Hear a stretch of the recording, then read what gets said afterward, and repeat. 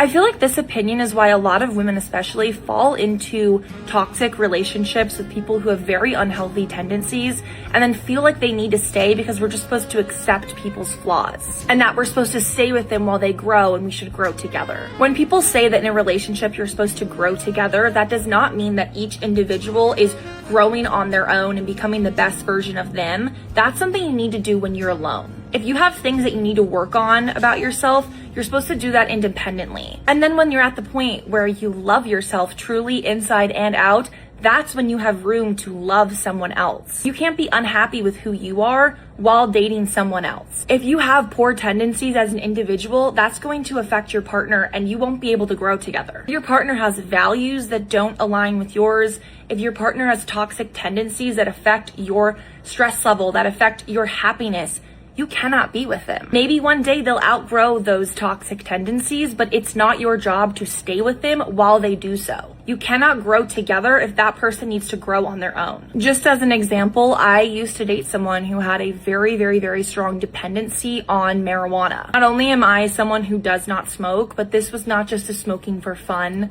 habit. This was a smoking because I needed to smoke thing, and it affected me. It caused this person to do things that a boyfriend should not do to their partner or that a human should not do to themselves. And I stuck around because I too had that thought that you're supposed to love people's flaws and that you can help them change and you're supposed to stay with them while they grow. But while I was putting in all this energy to help this person grow out of these horrible habits, I was losing myself.